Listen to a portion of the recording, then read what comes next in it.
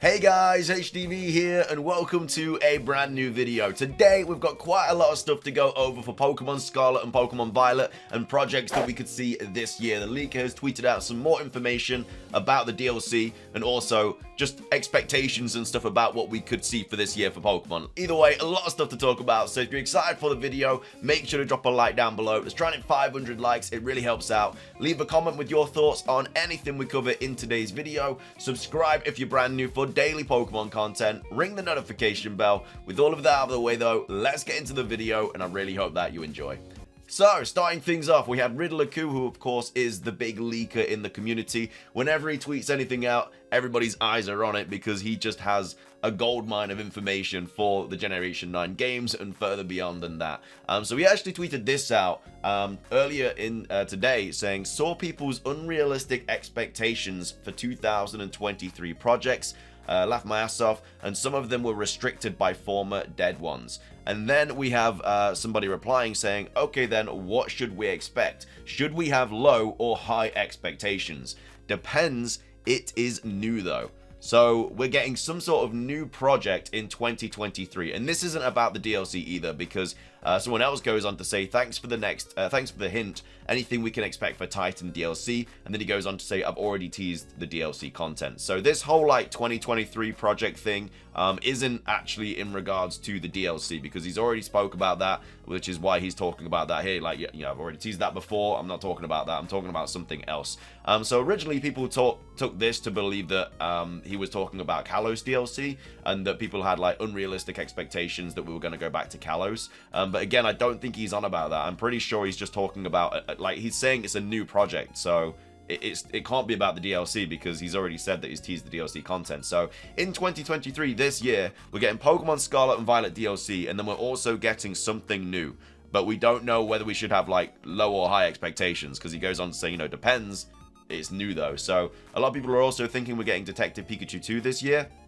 That's most likely going to happen, but at the same time, that isn't new. So like, we've already had a Detective Pikachu game, so I don't know if this is just going to be like a completely new Pokemon game, and whether that's like a spin-off or just like something mini or like a Pokemon mobile app. I'm not really sure, but he's obviously talking about, you know, it's a new project and he doesn't know, you know, whether you should have high or low expectations. So I'm not thinking it's going to be like a Legends game, because that's not new. It can't be Let's Go Johto, because that's not new. It's not going to be Gen 10. And again, it might just be a spin-off game. I'm not really sure, but expect something else in 2023, which again could be announced on Pokemon Day, which is next month. And again, we could also get a DLC announcement this month as well. Pokemon Sword and Shield's Crown Tundra and Isle of Armor were announced on the 9th of January for the Generation 8 games. So again, we could expect something. I think people are thinking like the 8th or something, which is a Sunday. Again, I don't know why it'd be on the 8th. They don't usually announce stuff on a Sunday, apart from like whether it's Pokemon Day. But either way, that is exciting though, that we're getting something else as well as the DLC this year. So yeah, no idea what it is. It's new, but yeah, no expectations. So yeah, I guess DLC and a new Pokemon game this year. So yeah, what do you guys think it is? I have absolutely no idea. I think it's maybe like a new spin-off game, but apart from that, I have absolutely no idea. So hopefully it gets announced soon. Hopefully on Pokemon Day, so we don't have to like rattle our brains about what it is. But yeah, he's not talking about the DLC here, because he goes on to say, you know, he's already teased the DLC contents, because, you know, he's saying this is a completely different kind of thing. Anyway, I'm rambling. You guys get the picture. Something new in Pokemon's 2023 schedule. Moving on, we also have these things as well, which again aren't exactly new leaks, but they're still things from before for the DLC. So he tweeted this out a while ago on 8th of November, which is of course before the Generation 9 games came out. And he said, well, they finally mentioned that book. This was after the trailer where they mentioned the Scarlet and the Violet book with like the paradox forms and stuff like that. And he goes on to say, remember, you need to find those 3. So again, you've got the Scarlet book, we know the Violet book, but there is actually a 3rd book that is going to be in the DLC. Again, it's probably going to be from Heath, who is the author of the Scarlet and the Violet book. And again, a lot of people are thinking that Heath is going to be in the DLC, like deeper into Area 0 or something like that. Either way, he's got some sort of text dialogue in the data mined information for the Generation 9 game, so he is going to appear in the DLC at some point. So it makes sense that he's got the 3rd and final book, and maybe that final book has a lot more information about like the 3rd legendary or something. Even though the 3rd legendary, like Paradox Suicune and Virizion, pop up in the Scarlet and Violet book. They just might have like more detailed information on new paradox forms or something like that. But there is a third book that is going to be in the DLC. And again, which is why it's just an extra hint towards Area Zero DLC with like Heath and everything like that. So, yeah, what do you guys think this third book is about? I think it's just about probably more stuff on the third legendary and DLC Pokemon and paradox forms, but it could also be a book about how paradox forms exist, or how the third legendary created terrestrialization or something like that. It could also be something about that. So either way, that's my thoughts on it. What do you guys think we're getting in the third book? And then we also had this hint as well, which still hasn't really been cracked. And he said one of them is different, which? So we obviously have Mega Evolutioned, Z moves, Dynamaxing, and then terrestrialization. And he says if you fail to resolve it, you definitely would miss a lot. This tweet leaked so much, and this is where he's saying, you know, this was a DLC riddle in every sense, by the way. So this tweet here where he's saying, you know, he's already teased DLC contents, I think he's talking about this tweet here. So the only difference really is that the odd one out is Mega Evolution, because pretty much all Pokemon can use a Z move, pretty much all Pokemon can Dynamax, barring like 2 or 3, and then all Pokemon can Terrestrialize as well. So, yeah, I think Mega Evolution is the odd one out here, but again, he says this is a DLC hint, so I don't know if it means like certain Pokemon are going to be able to do certain things and not every other Pokemon is. Like maybe there are new Terra Hats that have dual type. That's been a rumor going along for a while now. And you could have like, I don't know, Fire, Water Terra Hat or something like that, which would be kind of crazy. And I don't know if they'll do that because it will make like competitive even more crazier. But at the same time, like the odd one out here is Mega Evolution if we're talking about something that not every Pokemon can do. So I think this does mean that in the DLC, there are going to be certain Pokemon that get certain things. So it could be like the Paradox forms get like, I don't know, or able to use the dual Terra Hats, or they get a new form or something like that. You know what I mean? I don't know, but that's like the main thing that a lot of people are thinking from this hint. But again, he still hasn't really explained this that much. He just said it's a DLC hint. He just says one of them's different. So when you look at them, it's got to be Mega Evolution, but that's just my 2 cents on the situation. What do you guys think about this one?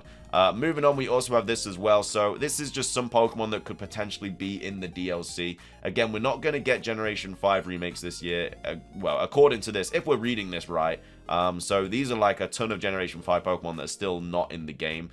So we obviously have the Snivy line, we have the Tepig line, we have the Watchog line, we have all the elemental monkeys, so like Simisear, whatever, all the elemental monkeys. We have Zebstrika and Blitzel. We have the Leavanny line, we have the Ducklet line, we have Furfrou, Hooper, we have the Pikipek line, and then we also have Minior as well. But I think Hooper is actually in the game now. So it seems that Hooper got a chance to make it before the door closed, would you? So I think that's through like home. I can't 100% remember if Hooper is through home or not, or if he's just kind of like leaked that's going to be in the DLC. But these are all the Pokemon that aren't in the games as of yet. Again, still have a chance to come in the DLC, but the fact that all of them pretty much are Generation 5 Pokemon means that we're like, obviously the next thing we're expecting is something to do with Unova, because, you know, whether it's a Legends Unova game or a remake or something like that. But at the same time, he's saying here, you know, when it's new, so I don't expect a Legends Unova game or a Generation 5 remake this year, because that's not new, unless it's a different form of a remake. Like obviously Legends was brand new last year, so maybe it's something like that, like it's a brand new form of a remake. I have no idea, but either way, that's just some Pokemon that, again, there's so many Pokemon that aren't on the Switch yet. They'll all be on it eventually. But again, at the same time, the Switch console is apparently like not going to have like any massive new games on anymore. So again, that's another thing. So I honestly don't know what to expect. It's all kind of all over the place at the moment. We also have this as well, which I thought was quite interesting. This was posted by Bulba Garden, saying, as of Pokemon Scarlet and Violet, these are all the remaining Generation 1 non-legendary species lines with no additional pre-evolutions, evolutions, new typings, regional forms, convergent counterparts, mega evolutions, Gigantamaxes, or paradox forms from later generations. They are all already perfect. So kind of crazy. Like, I know that a lot of people joke about like Kanto pandering and stuff like that, but it's kind of true, because out of the 151 Pokemon that originate in Kanto, these are the only Pokemon that haven't had some sort of form or evolution or something like that.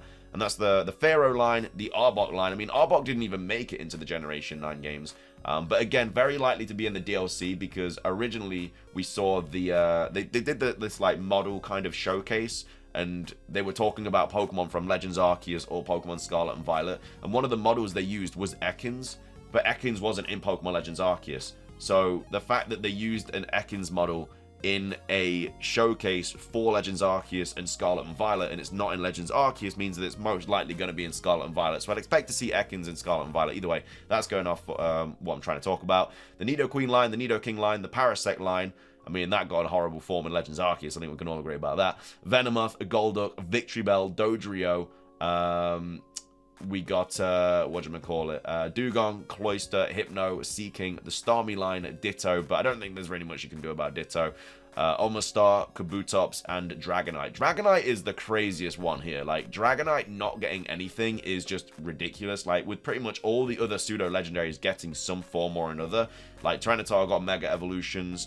You got Salamence with Mega Evolutions. Metagross got a Mega Evolution. Garchomp got a Mega Evolution. You know, just all the other pseudo-legendaries got something, and Dragonite's the only one that didn't get anything. So, potentially, Dragonite could get something in the DLC, whether that could be like a Paradox form or something. But yeah, really, really unfortunate for Dragonite. But I thought that was quite interesting to talk about, that like these are the only generation 1 Pokemon that haven't had anything. So what's that, what, 5, 10, 15, 16, 17, 18 different lines. But either way, that's everything for today's video. I hope you guys enjoyed it. What do you guys think about this message here from Riddler Q? You know, he's saying that, you know, people have got unrealistic expectations for the 2023 projects. You know, some of them were restricted by former dead ones. So I don't know what he means by that. Does that mean like Let's Go or something, like, or BDSP? Maybe they were going to do another BDSP for like Unova, but it got restricted because nobody enjoyed it. I don't know. But yeah, new project. What do you guys think it is? Let me know your thoughts. And also, what do you think about the 3rd Scarlet and Violet book as well? Anyway, though, that's going to be everything from me. If you enjoyed, drop a like. Again, leave a comment. Subscribe if you're brand new. Ring the notification bell. It's everything from me. Have a fantastic rest of your day. And until next time, peace.